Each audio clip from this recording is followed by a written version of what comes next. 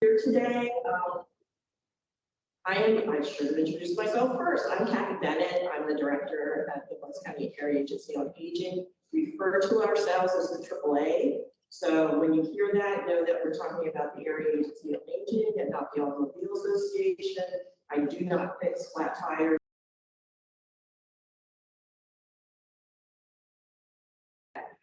Karen Tenney was unable to be with us this morning, but she's our deputy director in charge of our long-term care services, which are all our various services that we provide out in the community. And then with me here this morning is Wanda Ritter. She's our deputy director in charge of public affairs, and Carol Boyle, who is the deputy director in charge of finance and administration. So again, welcome everyone. We're really glad to have you here.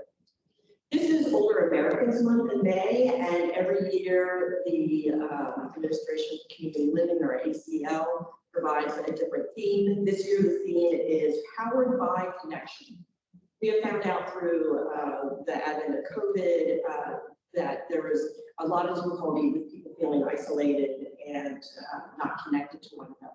And so we've learned a lot about that, and that's helping us to inform things that we're doing at the agency. But it's also something that at the national level, there's a real concern that we can recognize the profound impact that meaningful relationships and social connections have on our health and well-being.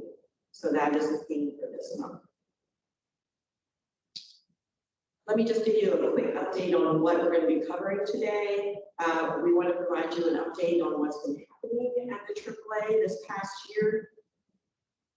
We want to talk to you about some upcoming challenges, activities that we have that are occurring.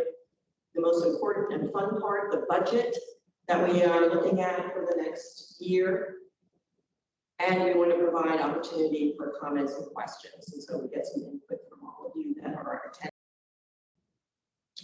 The mission of the Bucks County AAA is to develop, coordinate, and promote a continuum of quality services that supports, respects, and advocates for older adults and their families, empowers them to maintain independence and dignity, and enhances their overall well-being. Our mission is really says it all on what we do, and we live by this mission, and it really does help gear us for what we do day to day and planning for the future, et cetera. So it's important for us to look at that mission from time to time.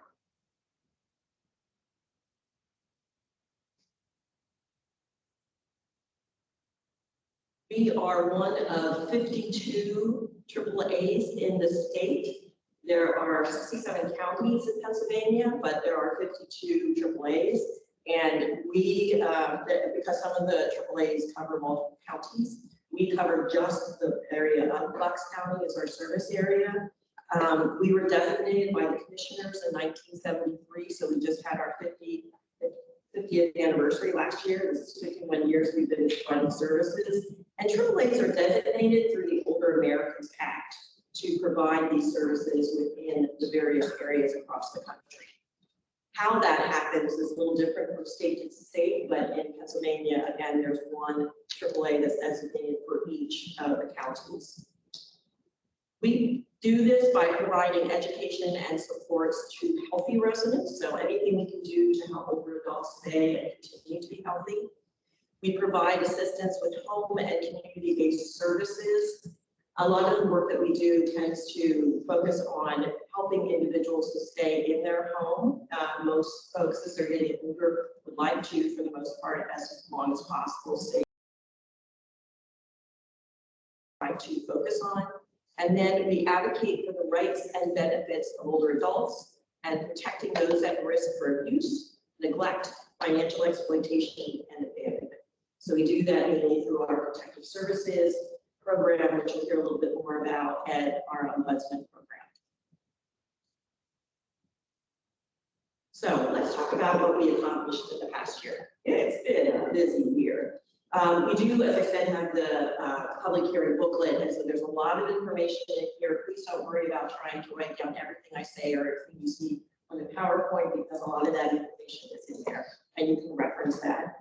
Again, for those folks who join virtually, you will be getting an email with that attached to it. 2023 was a banner year, as I said, not only because it was our 50th anniversary of the AAA, it was also the 40th anniversary of senior games. And I know there's some folks in the audience who have participated in senior games.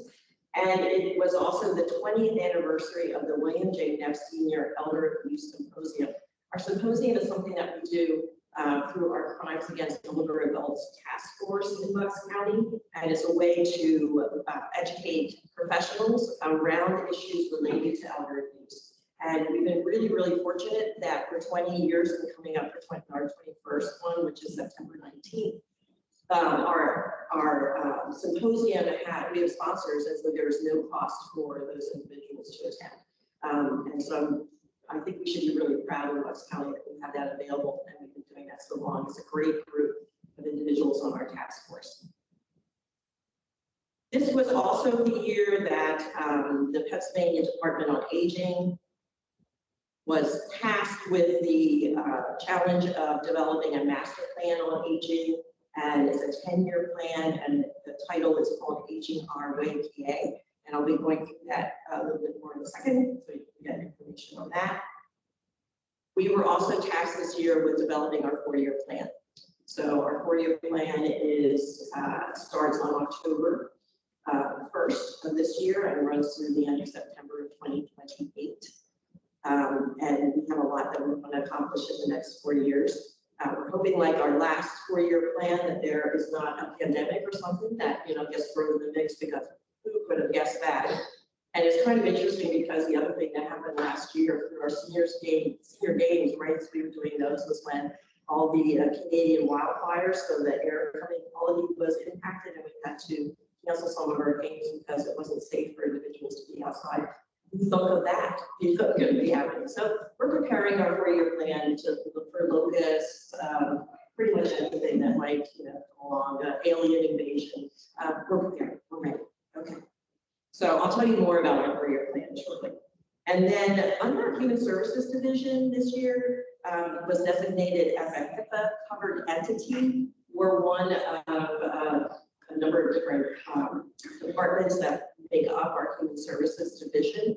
And so that division was covered under HIPAA. And so as part of that, it was necessary for our staff to go through training. We needed to change some of the ways that we did our documentation or have policies and procedures. So there was a lot of behind the scenes kinds of things happening in order for us to be covered under this entity, and hopefully be able internally to share a lot more with each other within the various departments of human services. But that was also something that came up this year.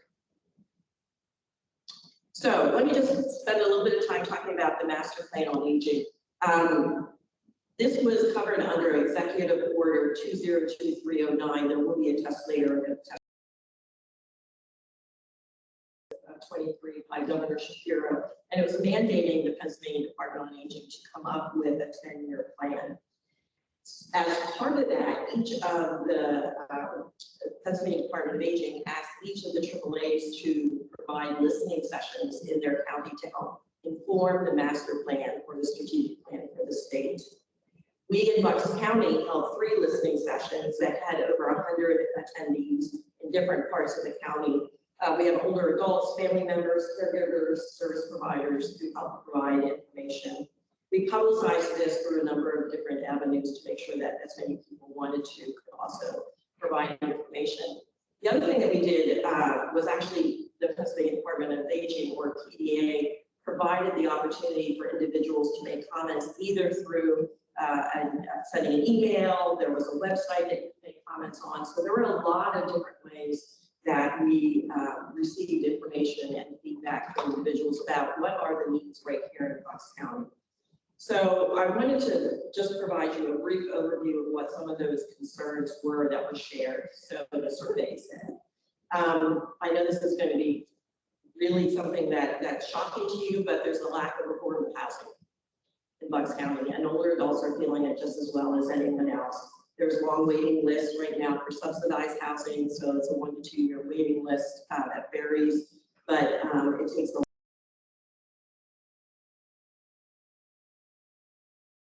options in general was a concern to individuals, and unhappiness with the current county transportation provider. Now, let me be real quick to say they're not upset with our provider, which is Fox County Transit per se. They are upset that they don't have evening hours or that they are unable to go beyond Fox County sometimes for transportation for medical supports, and they're not funded to do that. So, but this is what our older adults need, is various ways to get out, so to various appointments, to do grocery shopping, a number of different ways. And so you'll see in our 4-year plan that we have ideas and thoughts about ways that we can enhance what is already available through Fox County Transit in order to try and meet those needs of seniors.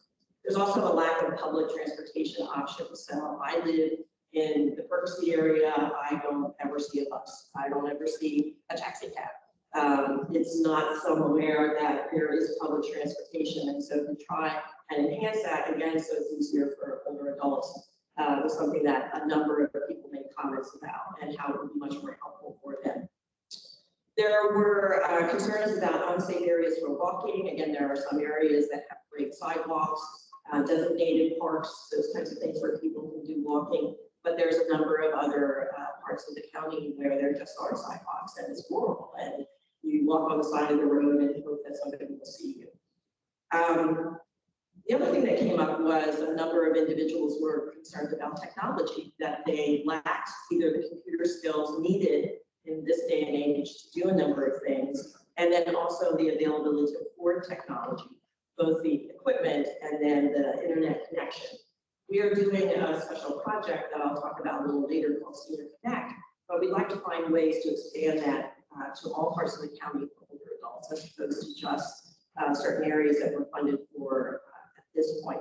But technology is a real concern, and I'm sure that all of you know how difficult technology can be sometimes, and then also how many things you have to do online.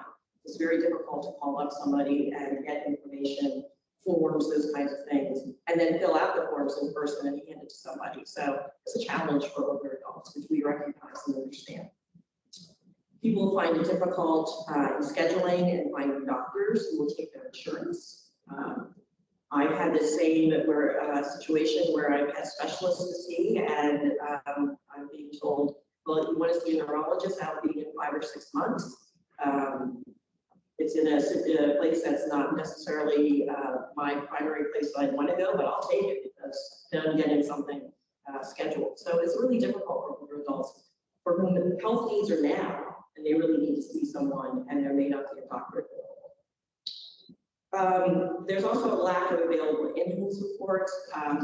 We'll talk a little bit more about this when talking about the plan, but it really has to do with the fact of getting assistance into the home so that, again, people can feel that they can stay in their home safely. And they need some help with home maintenance, so chore kinds of services, such as help with lawn maintenance or gardening, or chopping down that tree that's hanging up dangerously over them, or their house, or those kinds of things. So we need to look at those types of services. And the other thing that folks talked often about in our periodic sessions, as well as online information associated with real estate and school taxes. And I know there's been some assistance from the government regarding from Pennsylvania about assistance with taxes that has increased, and that's very helpful, but people are still having difficulty. They may have paid everything off in their house, but they really can't afford those taxes to continue living at home without having to give up a lot of other things such as food, those kind of heat, those kinds of things. All right. Everybody good so far? You're still awake? Just double check in. It's a lot of talking head here this morning, so I apologize, but we want to get this information out to you. So a little bit more information about Aging Our Way PA is a 10-year strategic plan designed to help and transform the infrastructure and coordination of services for Pennsylvania older adults. It has taken a year. It was supposed to, the final plan was supposed to come out this month. I've heard recently that it will be coming out maybe the first week of June. But it is something that the Pennsylvania Department on Aging is hoping will guide their services for the next 10 years. It does have 5 priorities, 36 strategies, and 156 tactics. So I'm going to go over all 156 tactics, and we'll explain those in detail. Don't worry about that. We're just doing the high level kind of thing. There is on online the draft, the last draft that was available. And so you can go on the Pennsylvania Department on Aging website. In our public hearing booklet, we have a link to that. But if you just Google Pennsylvania Department of Aging Master Plan, that will come up and you can take a look at that if you're interested in more information. But their 5 priority areas are unlocking access. So that's access to services, access because of languages, behavioral health needs, aging in the community, as we talked about, increasing availability for folks to stay in their home through supporting the aging network, the AAA network, structures, housing, parks, those kinds of things. Gateways to independence, and that mainly is focusing on transportation. A lot of different possibilities of dealing with transportation issues across the state. And then also safe driving and having more information for older adults around safe driving. The 4th one is caregiver support, and that's both strengthening the direct care workforce, so professionals that are providing those services, as well as supporting family and informal caregivers. And then education and navigation. The state would like to see the development of navigators, a lot more awareness campaigns, research efforts, anything to make sure that folks understand and are able to access the services that are already available. The current budget that the governor, Pennsylvania Department of Aging requested of the governor and is asking the legislature to pass does have information in there, funding for the Aging Our Way plan, and those monies, if you look, because I know we have some legislator staff online, and budget there is specific categorizations in areas for the Aging Our Way plan. So I just wanted you to be aware that that's part of the current budget. So we were requested by, as I mentioned, the Pennsylvania Department of Aging to develop our 4-year plan. And so we did a number of different things to help us to try to come up with that plan. Again, we looked at our listening sessions, we looked at data, we looked at demographics, we talked to people to try to come up with our plan, and it was approved and sent forth to PDA. It will be on our website. We're waiting for the final approval. Right now it's in draft form, but we do have a plan, and it is in, again, the public hearing booklet, so you can see all the specifics. But I wanted to give you a brief overview so you knew where we're planning to go in the next 4 years. Some of the goals were requested as something that across the state, all of the AAAs have be made as part of their plan. And so some of these goals are not necessarily just specific to us as our AAA, but us finding ways to then deliver the objectives and strategies to meet those goals. So the first goal is to provide a community core services to older adults in Bucks County as funded by the Older Americans Act, with an emphasis on targeting older adults with the greatest economic and social need, and for individuals at risk from premature institutionalization. We would like to, at the Area Agency on Aging, to be everything to anybody who's an older adult and how we can help them. However, we are funded through the Older Americans Act to provide services that are focusing on individuals with the greatest needs. So there's an economic need, there's a health need, those various factors are where our priorities are. Here almost 7 years, I know it's not in the past 7 years, is the trying to find other ways to supplement the Older Americans Act funding, and with the support of the county and other private foundations, we've been able to add some services that are not available in other parts of the county. And so you'll see some of those things reflected. But we want to continue the provision of nutritional services to older adults, focusing on inclusion of cultural and dietary needs. So we have individuals that are getting home delivered meals, but may not know that they can get, if they need to, have special diet types of assistance. So we need to have that available and also promote that. There's also individuals who would prefer to have meals that are part of what they've been brought up with, what they're used to from their culture. And so we need to look at different ways we can do that. We need to continue to prevent, detect, and investigate elder abuse, neglect, and financial exploitation. That's through our Protective Services Division, and that's under the Older Adult Protective Services Act in Pennsylvania. We need to coordinate and offer options for resources. We currently have what's called our Functional Eligibility Determination Assessment, or the FED, as we call it, that when someone is first providing, looking for services, we provide them this formal assessment to determine really what their needs are. Because depending on what their needs are, what their financial capabilities are, there's different paths that can go down with regards to what kinds of services are available to them. So our Fed department is very important. And we also have an information and referral department. So when anyone calls in, they can get some basic information about resources. And it's sort of the gateway to start our services. And we are continuing to provide an advocacy for older adults living in long-term care facilities through our ombudsman program. Our ombudsman program is something that is going into various nursing facilities and providing assistance to seniors and older adults that are in those facilities and advocating for whatever their needs may be.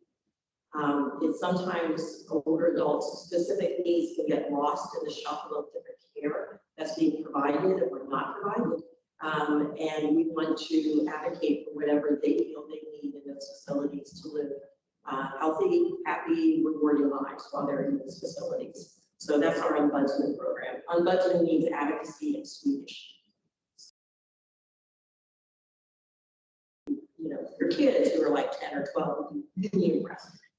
Okay.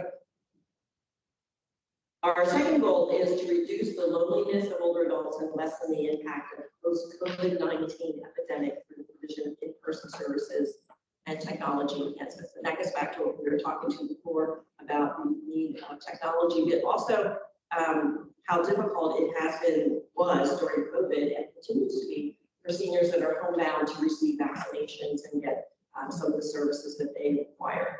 So we're going to continue our Senior Connect program and explore options for expanding that program, as I talked about. This is something that we have received ongoing support and funding through the county through our the ARPA, which stands for ARPA stands for one. Yeah, yes, American Rescue Plan Act. Thank you. That was a test. I knew that, but I just want to make sure that. So anyway, we're receiving funding to continue that for at least another year. There's a lot of things that's on the horizon that's happening at both the national and state level to provide funding for technology. Some things have gone away that happened during COVID that helped to fund, provide assistance for individuals to have internet connectivity. But that has gone away. So now we're working, the funding has gone away. So we're working on other ways to do that. We have a contract through our Senior Connect program with Comcast to help pay for and supplement that cost for that. I'm looking forward to the possibility that there will be through a number of different initiatives at the state level. So money's available to help us expand and further do more work in that area. We really need to do more regarding mental health needs of Bucks County older adults. The mental health system has its own challenges with providing a growing need, and older adults have also those needs as well as specific things they're dealing with. And so we have plans in our plan.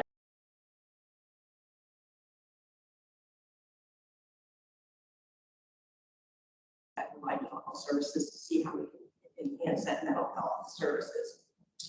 We're going to do more to try to assess older adult loneliness, potential for suicide risk, either through training for staff, but also utilizing some specific assessment surveys that will help us to determine if someone is at risk for suicide or if they're score low on loneliness and can use some additional supports. We're going to continue to offer vaccine options with support through the Bucks County Health Department, as well as the Bucks County Health Improvement Partnership, or BCHIP. They have a program at BCHIP that specifically is helping to reach individuals that are homebound. And so we have been working closely and continue to do that to assist individuals with vaccinations. And then we want to work with our senior centers who are just wonderful. We have 13 senior centers in the county. We do not own them. There are 13 nonprofit organizations, but we contract with them, and they cover most of the county to bring various services available to seniors and older adults. So we're going to work with them to find ways to ensure that more people know about their services and have access. Number 3 goal is to ensure equity of services to those older adults in Bucks County agencies focused on the economic challenges of Bucks County residents. Again, going back to the fact that that's really one of the main things that we're requested to do is assist those with economic challenges. So we do already, but we wanted to continue to focus on other county and nonprofit organizations that provide services. We're part of the Learning Task Force. We're part of the county housing programs. We're part of a mental health program. There's just a lot of coalition.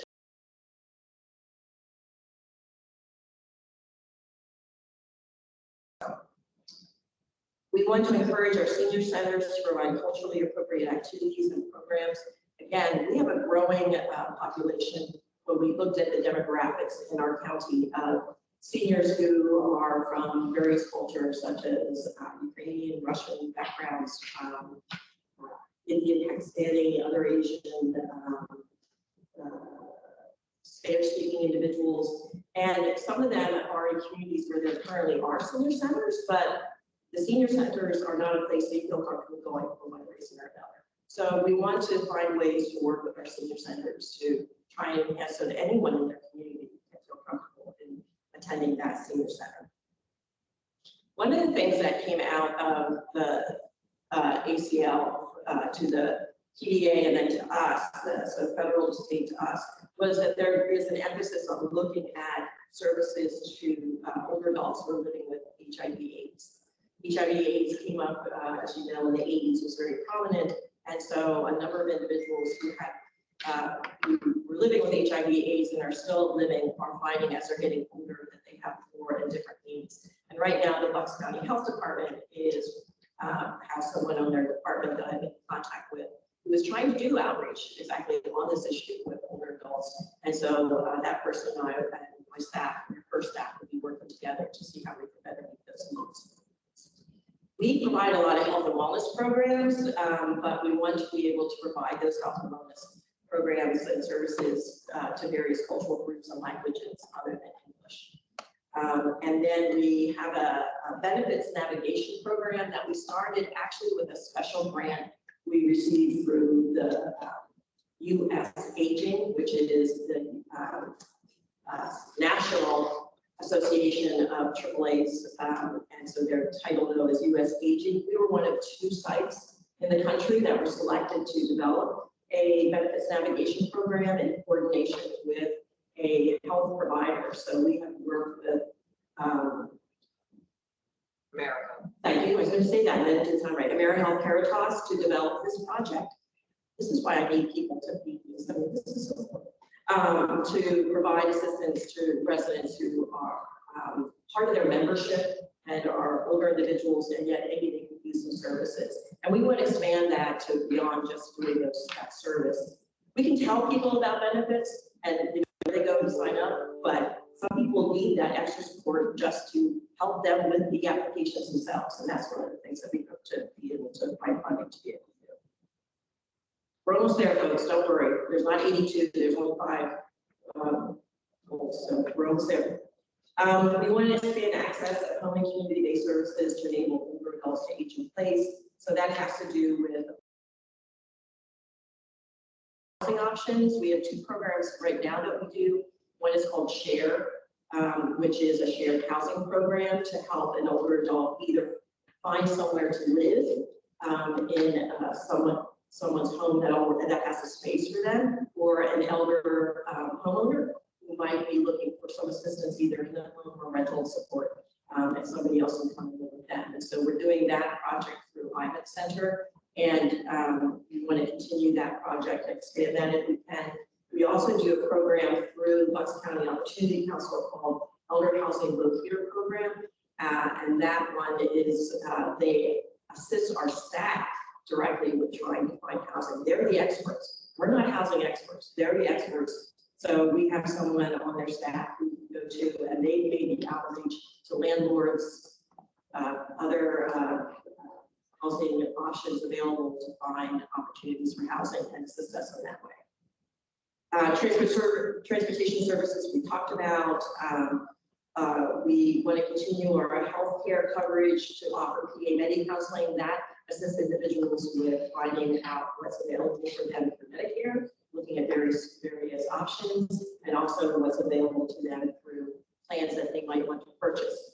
The benefit is that our plans or our staff are not part of a insurance provider, so we can provide very objective information about here's all your options out there for coverage if you wanted to purchase additional options. We're not selling anything. And then we want to continue our volunteer program, so folks can have the opportunity to do various things as volunteering. And Wanda will talk a little bit about that in a second. And then finally, we want to enhance services and supports for caregivers. We have a caregiver support program. We want to increase awareness of this, the public about caregiver resources, and then also our staff are planning to start a caregiver support day, mainly focusing on kinship care.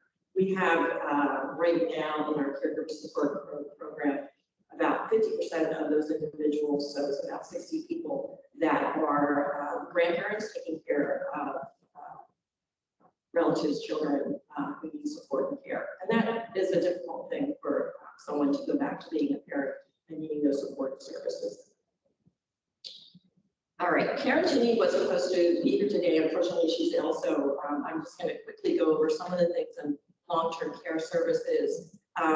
We've done a lot in the past year to increase our abilities to do our protective services in a way that meets all the various demands of the Older Older Adult Protective Services Act, as well as what PDA, Pennsylvania Department of Aging, tells us that we need to.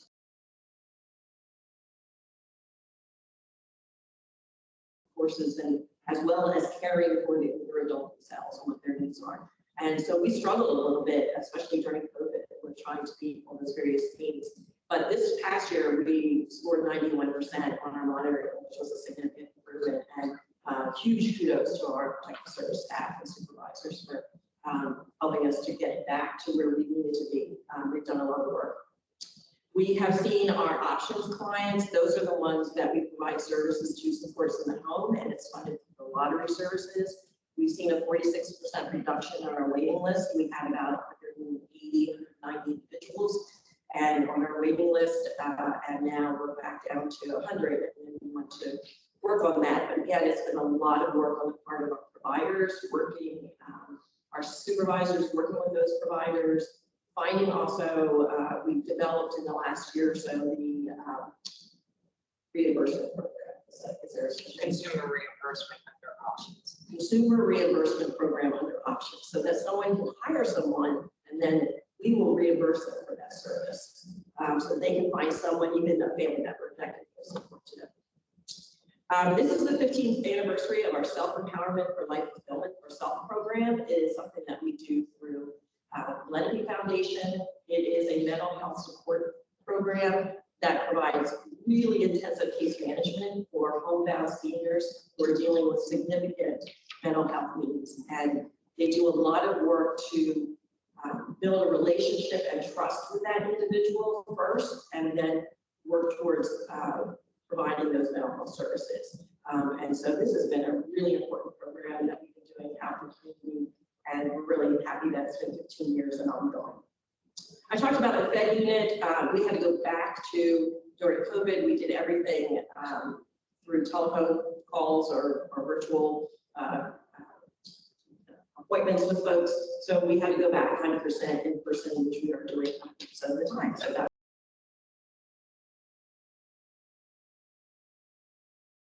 as far as for our information program that we're doing with there. Now you get a little bit of a break from me, and I'm asking one Ritter to come up and talk a little bit about some of the things we've been doing in public affairs.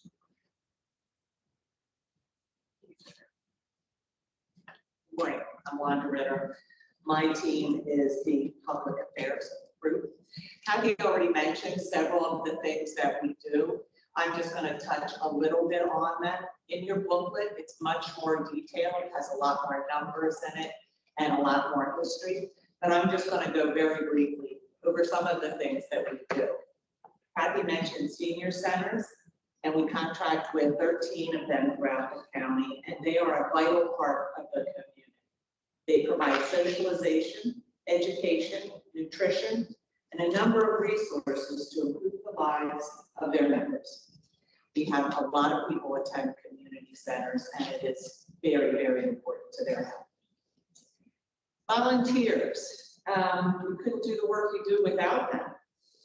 We've onboarded just recently 66 new volunteers, so that's wonderful. We are so grateful for so many people who are willing to give their time and expertise to the county seniors.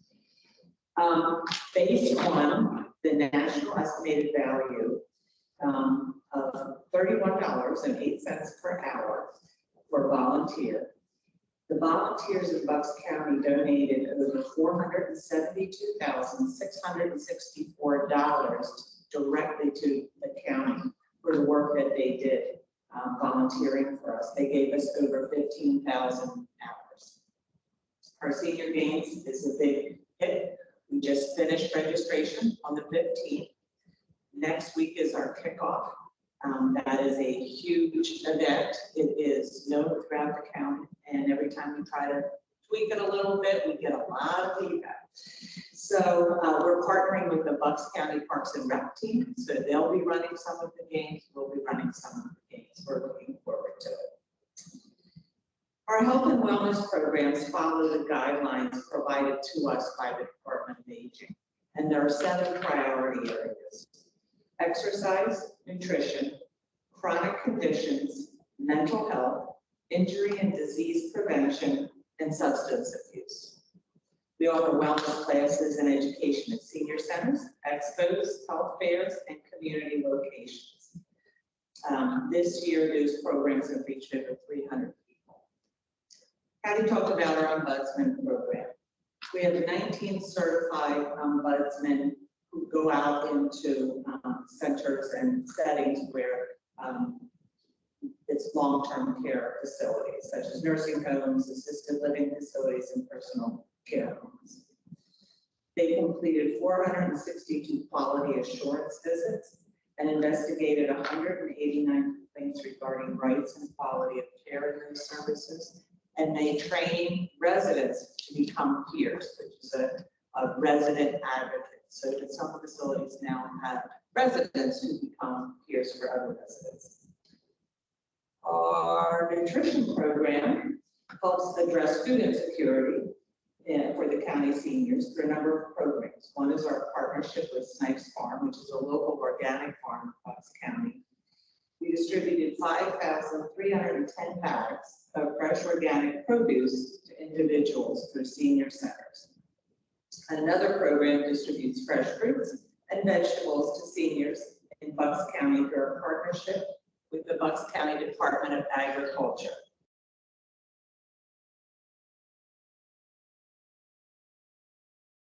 This year, those folks got over $100,000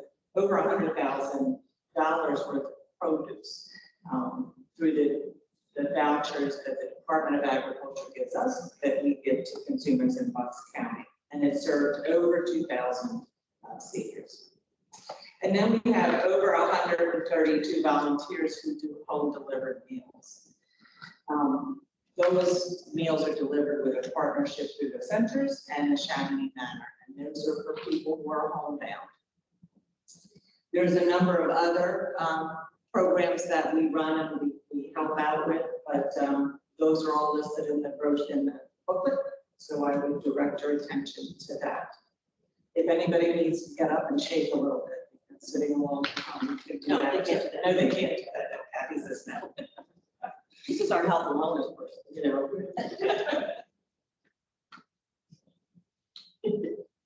Just looking ahead a little bit, as far as some of the things that we're going to be looking at and trying to provide assistance with. One is that ARPA is going to go away. I mean, the funding for that was not meant to be forever and ever. And so some of the things that we were able to initiate and also to be able to utilize the funding to continue different services and supports, et cetera, will be going away. And so it's a challenge for everyone that utilizes ARPA funds to be able to find ways to help cover those costs. Some of the things that we initiated would be short term. And so some of those, such as providing COVID packets and those kinds of things, are needed now. But some other things really do shine the light on what is needed. So it's going to be a challenge for us moving ahead, but not to worry, Carol Boyle has it all figured out. There are new Older American Act guidelines coming through that have been approved. We don't know yet. It was just recently passed. And this is again at the federal level, but some of those new guidelines will impact how Pennsylvania Department of Aging is going to require us to do some of our services. So we don't know quite yet what that is or how that's going to look, but we know it's coming. And so we're not sure the impact on our provision of services, but it's something that we need to be aware of and know is happening. The Pennsylvania Department of Aging also with the secretary that started last year is relooking at some of the ways that services are provided by the AAA network. And so they're revamping their, we call them chapters, but revamping their mandates as far as how we are to provide different services. And some of them really need to be updated. Some are back from 1990s and even the 80s, some of those chapters. So it's good that this is happening, but there's 4 of those directives that are going to be coming out by the end of this calendar year. And so the impact of how we need to train our staff or make changes in the way that we do paperwork or just our service provision in general is something that we're going to need to be dealing with. We have mentioned this before. The needs of older adults are very complex. We're seeing more of those. Housing, mental health, finances, guardianship. There's a new guardianship bill that passed in Pennsylvania this past year, and so that is going to impact how we do some of our protection. Recently, the Bucks County Housing and Community Development, through their various partners, did their TIP program, or their TIP thing, in time, no, PIP, point in time. Thank you very much. You guys are great. Thank you for feeding me this stuff. I really appreciate it. Point in time, where they go out one night in January and ascertain how many individuals there are that are homeless and try to get as best to their ability and count. This year, when they did it, the number of individuals who are seniors was up by 60-some%, older adults, and it was of those older adults, 20 to 30% never had from their remembrance any involvement with the aging network or system. So there's some things that we need to be doing in that area as well. But we're seeing more complex needs of seniors. We talked about before, there's a lack of direct care workers available in facilities, in providing in-home services. And so that continues to be a challenge for us. And we're also recognizing more and more generational differences within older adults. So older adults is anywhere from 110. There's no other generation that has that 40, 50-year spread and is considered a cohort generation. And so with the needs of someone who are in their 60s and early 70s can be very different than someone who's in their 80s and 90s. And not only the type of service, but the kind that they want. And so some of the things that we've always provided, because that's just always the way we've done them, some folks are saying that's not really going to fit what I wanted, what services I need. So we're going to really need to start looking at some of those generational differences and how we can best meet the needs of those older adults. The number of seniors continue to rise. I say this every time we have a public hearing. Right now, in Bucks County, about 26% of the population are over the age of 60. In 3 years, that's expected to go up to 30%. So it's a significant shift that's going to be happening.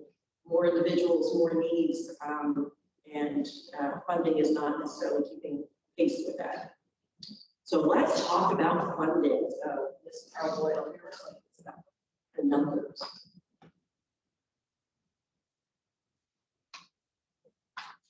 Good morning. They always make me go on mic.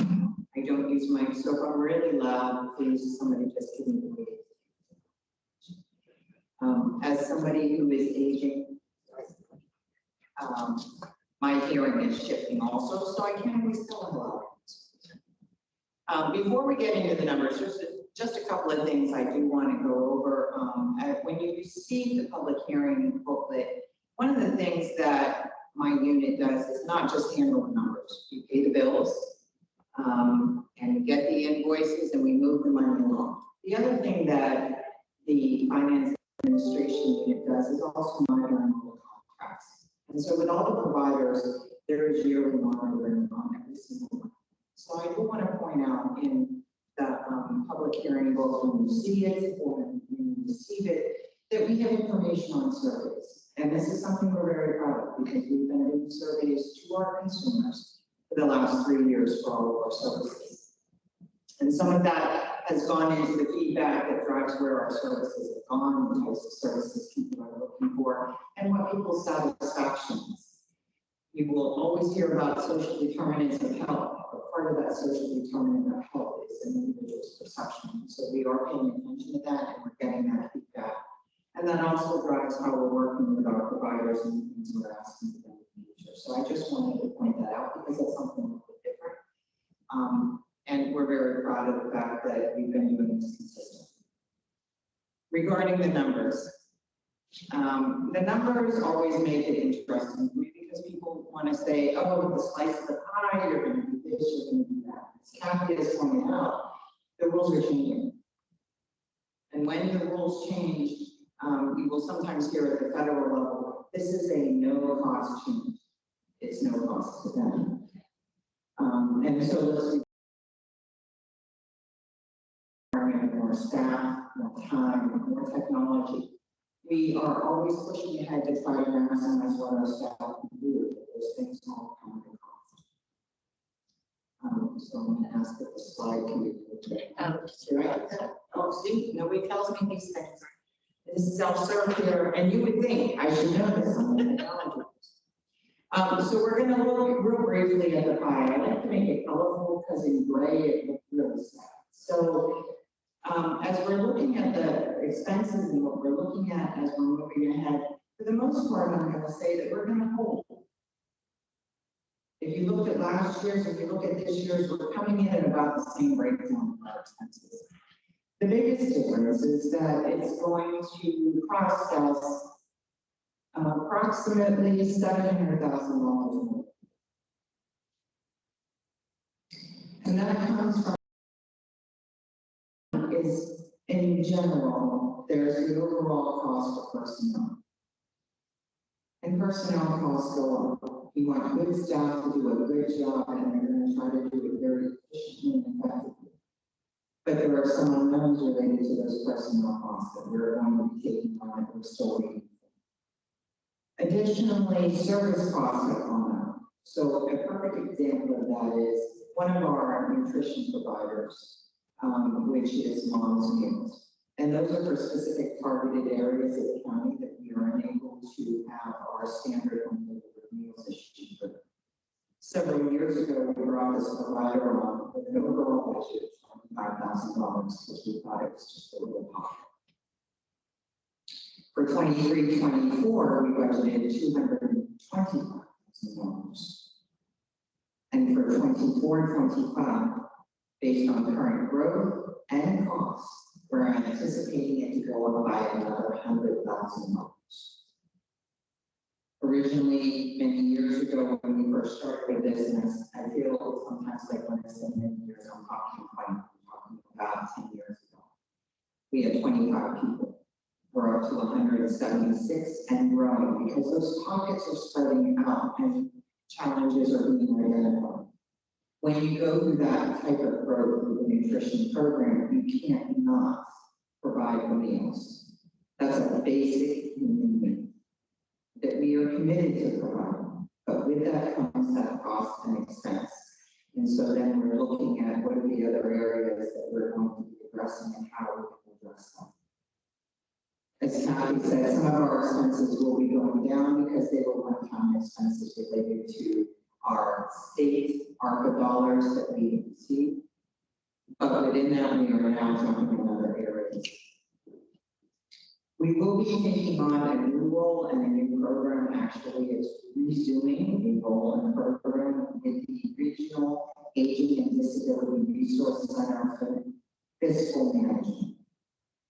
Throughout the state, there is the Aging Disability Resource Center. So virtual, it's a collaboration and a mix of multiple partners across multiple agencies who are providing no wrong door. For some of you that may have been around for a while, no wrong door has changed. What it means, there's lots of doors with no wrong door. That seems to be a good phrase for everybody about really making sure when somebody comes to your door. That program will be returning to Bucks County for the purposes of fiscal management, which will cover Bucks County, Montgomery County, Chester County, and Delaware County. So we are excited to bring that back in regards to fiscal management and working with our partners more actively in that role when we go into 24-25. On the revenue side, we've had some shifts for the first time in a while that we will be seeing this year. Usually, the Department of Aging makes up approximately 70 to 72% of our overall operating. And when I say the Department of Aging, if everybody isn't aware, when they say your lottery dollars at work, it is your lottery dollars at work. Approximately 5%, maybe 10%, of our Department of Aging grant is from federal funds. The rest is lottery. It's not tax dollars. It is your lottery dollars at work. And so Pennsylvania is very lucky in that respect, and we maximize that. But with the changes in the removal of the ARPA and some unknown factors related to our funding formula, the federal government has told the Department of Aging that they don't know how to do their formula for how they're distributing some of those funds. What that means, we don't know. And unfortunately, we won't know until the federal government and the Department of Aging come to terms on what that's going to look like. The last couple of years, it has worked to our advantage because we try to make sure our data is as thorough as possible, so that it is reflecting the volume of services we are providing. But we do not know for sure what that's going to mean. Unfortunately, we probably won't know until July and August when we already start our new state fiscal year. The County of Bucks, for 50 years, has generally also provided very much needed support to our agency and our operating. Between 13 to 15% of our overall revenue is from the county, and we are extremely grateful. We talk to our peers in the other counties. That is not the case. So we fully recognize our commissioners and our commitment to the services and coordination of our services in this county. Unfortunately, I am going to say, so we have some representation here from the fifth floor, that just a hands up. We are probably going to be looking again to re-ask for the funding revenues that we were previously provided in our adopted 2015, 2016, or even 2014, 2015 budgets. And it seems like I'm going really far back. But at that time, the actual amount was higher than what we've been receiving and needing to use, because we have tried to take on more and additional revenues. But as things change, we will be approaching the county with that kind of ask. Other is the area that is really growing.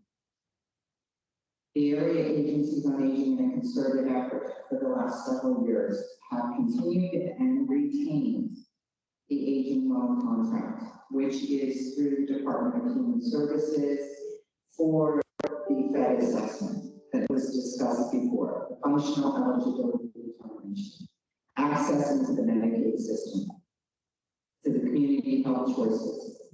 The area agencies on aging have been doing those assessments for 20+ years. As a neutral party, to ensure that individuals meet a certain care need requirement before entering into a facility. Right now, we are looking at utilizing approximately $1.2 million of revenue from that fund. And that is huge. Our staff are working many hours to make sure they're meeting those requirements. It's not just a contractual requirement, it is also a legal requirement because of a lawsuit several years ago in which we have only. And when I say X amount of time, I'm not talking business days, calendar days. Thanksgiving is a little rough. Thanksgiving off, you have the day after, you have the weekend. Those are 4 days that one way or another, those assessments still need to be done, and our staff are doing them and in-person thing. But that's where our growth is really going, is maximizing those assessments and doing them more frequently and doing them as requested and meeting those types of guidelines. And we are always looking at other revenue sources. So it was very exciting when we got to be part of that grant this year with 1 or 2 in the country to receive some funding. Did it come with some challenges? Yes. But what we are also learning in that process is the types of things that we are going to face in order to take on new independent contracts. You have to be able to work the HIPAA requirements. It's very interesting working with an insurance company. Their requirement for your data and IT capabilities made my head spin. I was on a hotline with our head of IT. So those are the types of things that we're continuing to explore, but also can be challenges for us as we move ahead. We are looking at being able to meet our revenues. We are hoping that we will not have a cut, but unfortunately we're in a position where we do not know until the state and the federal government make a decision for us. We anticipate right now hopefully being at $1.714 for our budget and revenues for the 24-25 fiscal year. With the total amount of services being provided not to rise above more than 2% growth above where we are now, because our expenses are expected to rise higher than that probably. Thank you. Oh, I got one more. Oh, I covered it already. I forgot to move. See, I talk too much and I forget about my slides. I think they need to be more animated. Yep, covered. Thank you. So this is our time where we'd like to hear if anyone has any questions or comments they'd like to make.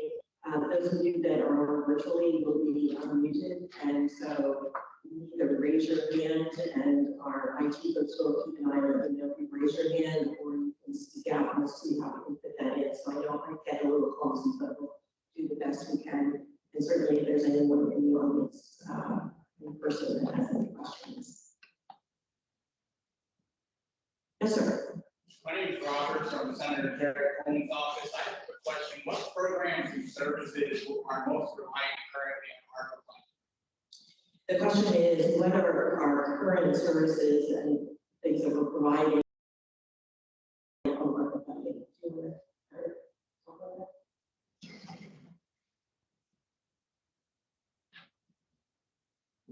Currently, our Department of Aging and ARPA grants are specific in their funding allowable use for home delivered meals, our congregate meal services and supports, and some general community services and supports.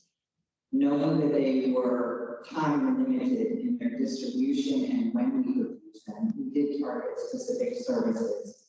We have used those fundings for extra meals, emergency meals, expansion of our home delivered meal program, food boxes, our snipes program, the fresh produce program that we are running through them, also our Senior Connect program, and some additional initiatives that we have put through for community services. Because we knew the funding was going to be limited, some of those programs were on deck to phase out. But through other funding, through county ARPA, and through other state programs, we are going to be able to maintain some of them for at least another year. The additional services we have provided and the increasing costs for those services that we use the ARPA to cover, we are targeting to use our aging well dollars to divert some of those in to make up that difference.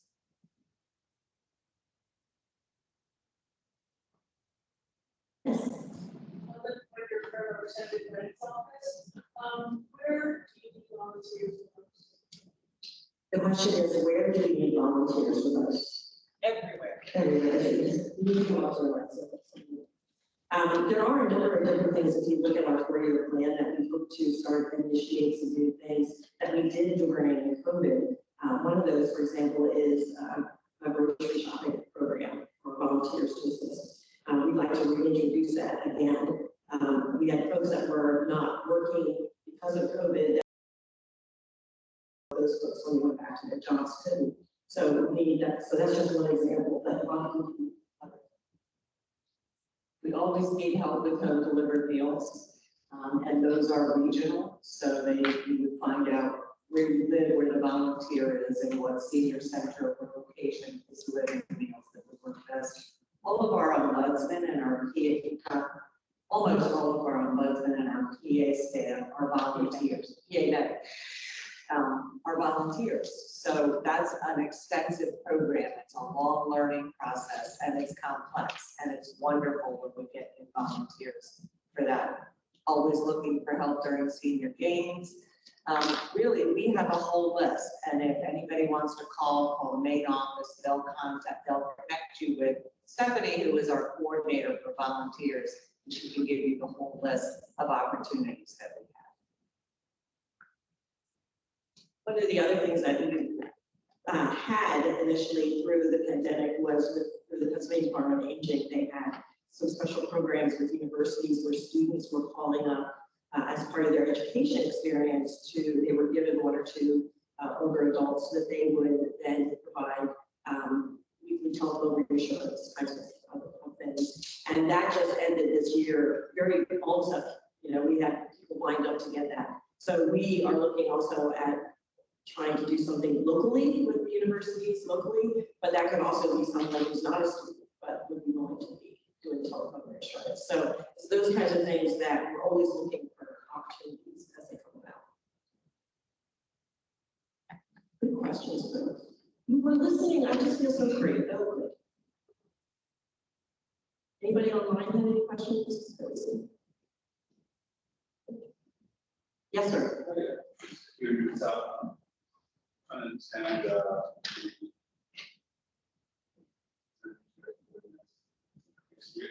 transportation, $44,000 share right? Was that cover that in line with objectives? So the question is, if I'm hearing you correctly, Karen, is the question is, how does our need related to transportation jive, for lack of a better word, with what we have in our budget for transportation?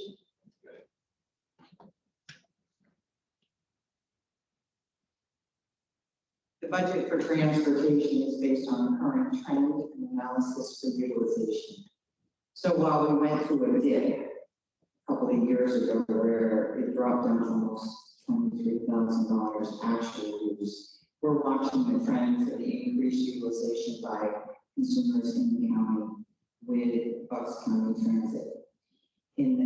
Currently in the county, the way that we reimburse is based on, and so it's very detailed. So when we're projecting that amount, it's based on actual use, frequency, and volume within the zone and divided. Where that goes as we move ahead in our 4-year plan will be based on what we're seeing as we're expanding more with the transportation needs and what gets explored through the 4-year plan over the next 4 years and the state and federal guidance for that type of expansion.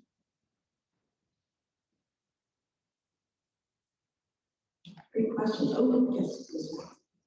How, one of the things that we're seeing as we visit long-term care,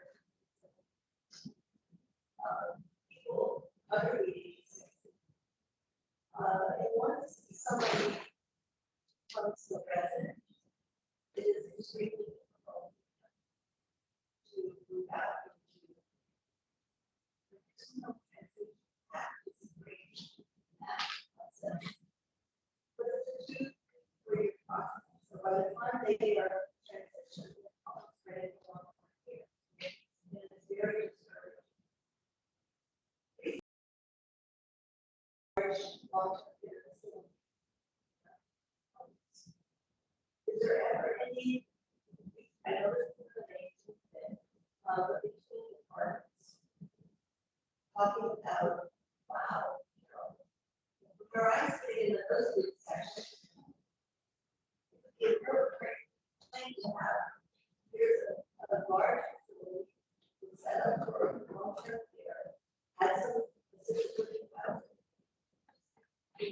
See, say, well, we have this new place, to help with the housing.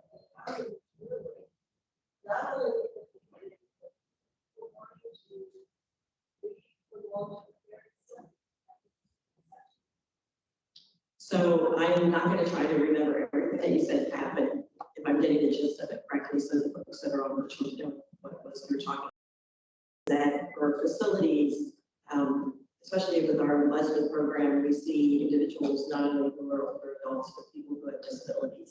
And the desire to help them transition out of being in a long-term care facility in the community. But there's a lack of community supports and housing available. Is that it in a nutshell? And how are we addressing some of that? So it is a conundrum because of the fact that it is siloed very often. The providing services for people with disabilities versus the older adults, as much as there's some attempts to negate that. There's a couple of things that are happening. One is the Bucks County Health Improvement Partnership, or BCHIP, just started a long-term care partnership council, or task force, that has been sanctioned through the county, and it's made up of individuals from all the various long-term care facilities, so personal care and nursing facility care. That has just started in the past year, but that group is looking at what are those issues, and I'm bringing forth those types of questions to help see if there's some ways to go about that. We have brought up that issue to the housing department as far as what is available, but there's only so much that can be done and is allowed to be done. I'm glad you brought up that point, because it's that kind of information that we need to then go to some of these places and advocate for older adults and our staff who are seeing things in facilities. Well, that I do. No, I know that my understanding is with the facility that just closed, we found out in a very brief period of time, there wasn't even any time really to help folks find other locations. So I think one of the things that the ombudsman work on and our folks are great at is building relationships with the facilities. So we get heads up and we can partner more with them as opposed to being seen like we're coming in and monitoring. I think that we're doing a great job with that, but there is such a need. And I know we had a gentleman who wanted to move out of this facility. He was having difficulty finding transportation to even look at apartments. So it's such a big issue. Long-term care has a lot of challenges, and that's part of the reason, excuse me, the task force is doing.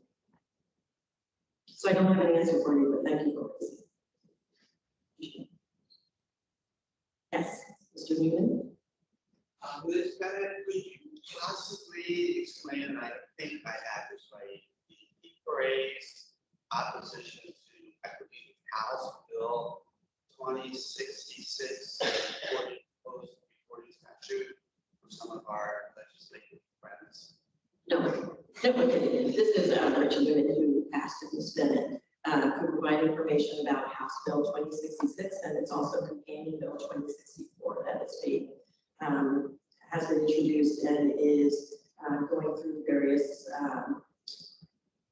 legislative approval process. So House Bill 2066 is an attempt to, and I don't know if anybody from Representative Hogan's office is on either virtually or in person and wants to add to what I'm going to say, but basically because he's one of the main sponsors, that has been brought to the fore from financial institutions who have a lot of concerns about the fact that there are individuals that are older adults in their industry who they're providing banking assistance with, who are dealing with financial exploitation.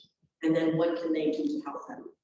This is something that's been talked about and is a concern area for the past 6 or 7 years with regarding changes that can be made to the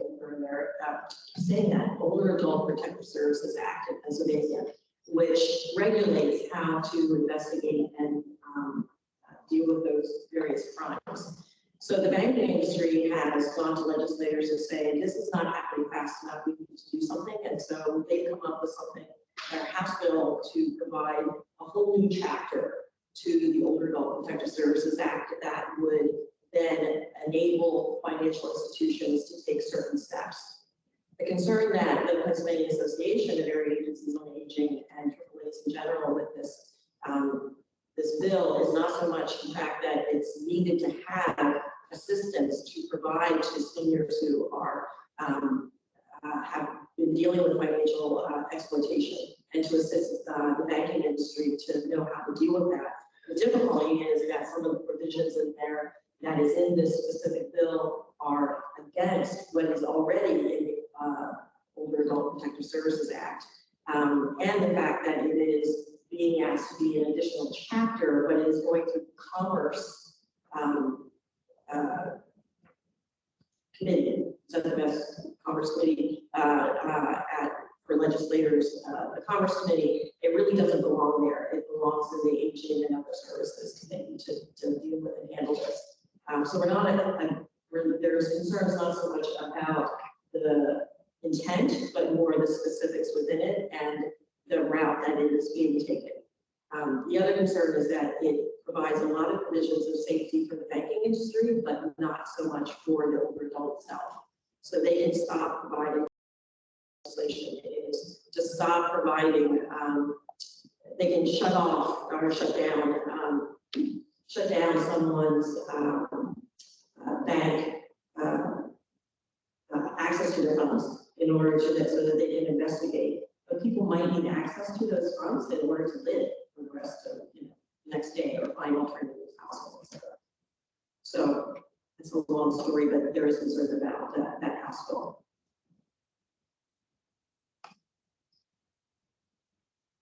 All right, we have taken a lot of time, and I really, really do appreciate all your time and attention. I really am very appreciative of legislators who have come and are listening, their staff, as well as our many providers.